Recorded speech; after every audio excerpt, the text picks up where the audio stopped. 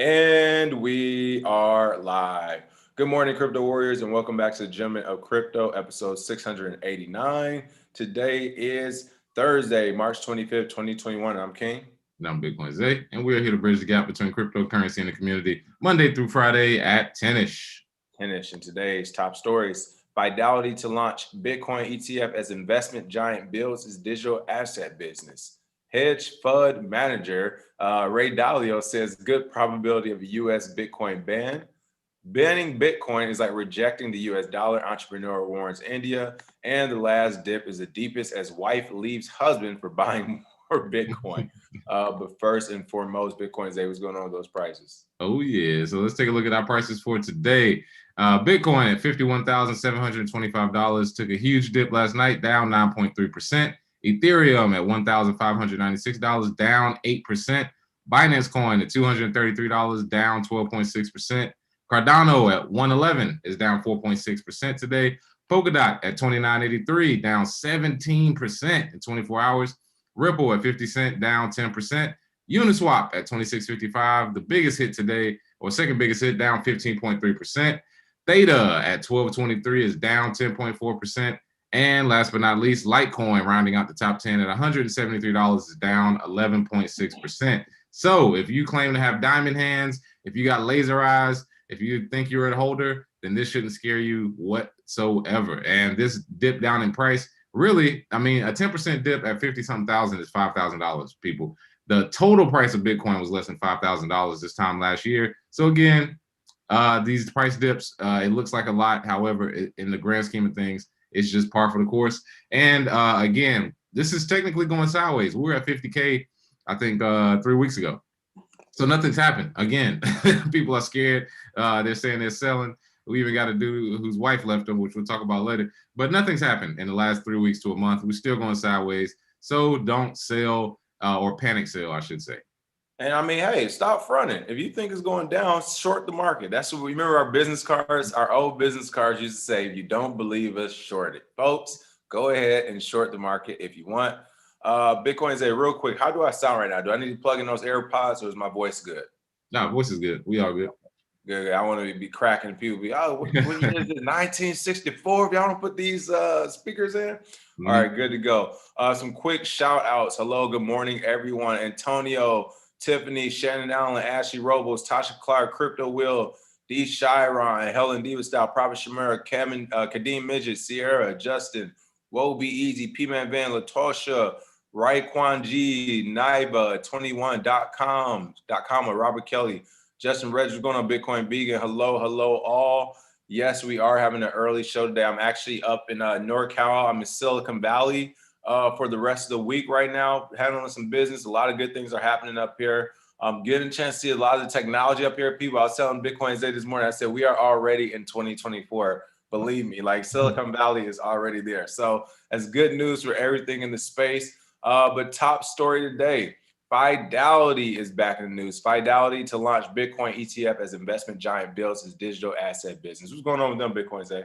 Oh, yeah. So Fidelity, they have $4.9 trillion under asset management, has filed paperwork with the United States Security and Exchange Commission, or the SEC, to list a new Bitcoin ETF or exchange traded fund. The Wise Origin Bitcoin Trust was filed with the SEC on Wednesday. According to a Form S-1 registration statement from the prospectus, it says the trust provides direct exposure to Bitcoin, and the shares of the trust are valued on a daily basis using the same methodology to calculate the index.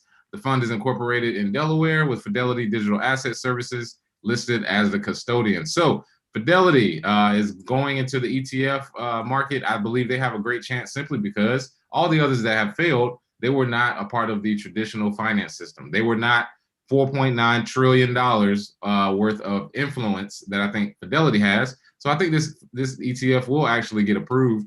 And again, we said institutional money was coming. This is the start. Yeah, I'm with you on that. I'm not going to say it's going to get readily approved, but I think this would be one of the ones to get approved for sure. It kind of it's like this old military thing. As far as, like you said, this is part of the old Wall Street establishment. They're part of the old institutions. Those will likely be the ones to get approved. it's the same way in the military where it works, where it's like, all right, he's one of the guys or the girls or whatever. This person's at a certain level. Whenever you get letters of recommendation, it works in the private sector too, but in the military world, you get a letter of recommendation. It's from an admiral or general, someone who has a star on already, one of the top dogs out there. If you get a letter of recommendation from a person like that, the person turning you down has to at least give you like a proper reason. They just can't say like, no, we don't want you in this unit and just leave it open-ended, because that's the same as telling that admiral general whoever they selected wasn't good enough.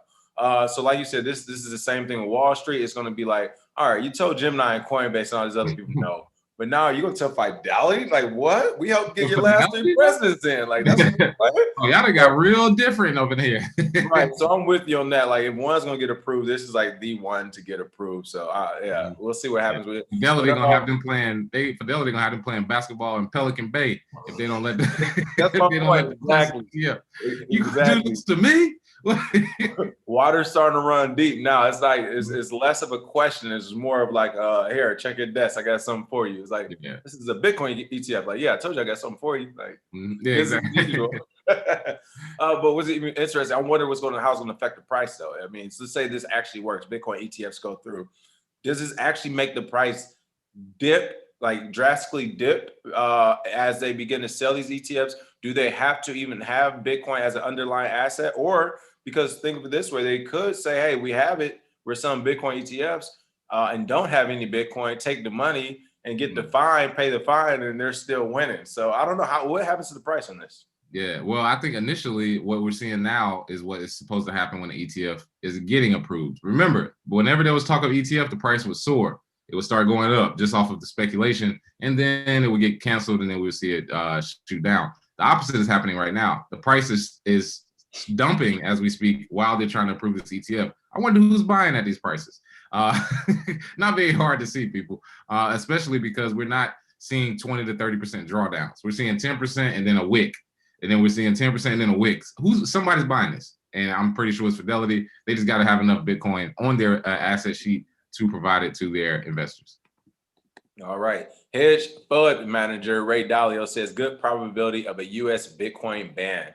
That's right. Ray Dalio was just in the news. He started to talk about Bitcoin more and more every week. But Ray Dalio is now saying the U.S. could repeat its 1930s ban on gold ownership, but for Bitcoin. As the Bitcoin correction deepens, the fear, uncertainty, and doubt has returned, with billionaire hedge fund manager Ray Dalio adding a whole bunch more of it, as it says. In an interview with Yahoo Finance's editor-in-chief on March 24th, the founder of the $150 billion hedge fund Bridgewater Associates stated that there is a good probability that the U.S. government could ban Bitcoin as it did with gold ownership in the 30s. I don't know. He's quoted as saying they don't want other monies to be operating or competing because things can get out of control. So I think that it will be very likely that you will have it under a certain set of circumstances outlaw the way gold was outlawed. Now, actually, that part I do agree with. I don't think they'll outright ban it, but I think they will continue to do. They're already doing it even more stringently. It was like, well, you can't use these wallets. You can't use these on and off ramps. You need to tell us about every transaction, to the point where it's essentially illegal to own it. I feel like the last few years they've criminalized it. So I don't know. What are your thoughts? Oh, yeah. And I think that they'll introduce other things such as the ability to tax you on unrealized gains. That's a bill that's actually trying to get pushed right now. Meaning if you invest in something and you haven't even cashed out on it, you would still have to pay tax on it. That would apply to Bitcoin. So then people buying it wouldn't feel as though it's a tax haven. That's one way to try and fight it. Also, Executive Order 6102, which is the executive order he's talking about. The economy of America was crashing. And then they said, hey, turn in your gold because that's the cause. I could see our economy crashing. They're saying, hey, it's because everybody's putting it into Bitcoin. But good luck having people give it or turn it in, or you have to confiscate it. Good luck with that. You're going to be left sitting stupid. And also, this is different because gold has capital controls that the U.S. controls. Bitcoin doesn't. Bitcoin could easily be worth 100K in another country. Bitcoin could operate without the U.S. That's the thing the U.S. is, I guess, grappling with, is that if the U.S. banned Bitcoin completely, no exchanges, no wallets, no people, Bitcoin would still go on and flourish. So you would just have millions of people that would have to figure it out. So I don't think, I'm not really scared off by this, but I do think there's a certain push to try and keep control, just like with gold back in the day. There it is. And I was funny, Sergeant Max said, what is this, 9-ish? Again, folks, I am up in Silicon Valley today. So I wanted to make sure I was trying to get on the show yesterday while I was driving, but that wasn't safe. So I was like, all right, let's get a quick show together. And then, yes. Also, with that being said, it's going to be really funny when people wake up and try to tune in at 10 because we'll already be off by then. They're going to be like, wait, it already happened? Oh, yeah. Just watch the live show back. There it is. All right. Banning Bitcoin is like rejecting the US dollar, entrepreneur warns India. This is one of those flood weeks. Hey, as it dips, try to kill it. Hey. Kill it. Rejecting crypto as a reserve currency will lead to an Indian currency devaluation of the worst kind, warns blockchain entrepreneur Raj Charity. What's going on, Raj? Oh, yeah. So Raj, he's the managing director of the United States PayBito cryptocurrency exchange. He says India's rejection of Bitcoin and other cryptocurrencies will be the equivalent of rejecting the US dollar. Wow. Without regulating and eventually adopting crypto as a reserve currency, he believes their economy would suffer in the long term. I tend to agree with Chowdhury here. Every country that decides that they want to ban Bitcoin has recanted their statements, recanted their regulations. China comes to mind whenever we say that. And again, you don't have a choice. If you're a country, if you're a business, if you don't have Bitcoin on your balance sheet, you're going to get left behind. And you're probably going to be a third world country in the next 20 or 30 years. So I tend to agree with them here. And I hope India listens because so far they haven't. And you know, it was crazy here. And here's the real scary thing that, you know, we really haven't deeply talked about. I know sometimes we talk about in private, but here's the deal, people. If governments miss out on cryptocurrency, if like they're banning it and all this other stuff, and then they realize, as Raj is saying here, that, hey, you have no choice. You're going to put yourself in a very bad spot when people realize your currency isn't valued by gold or Bitcoin, like what, or the dollar. What we're forgetting is that these countries aren't just going to lay down, but, oh, okay, I guess our wealthy citizens are going to take over.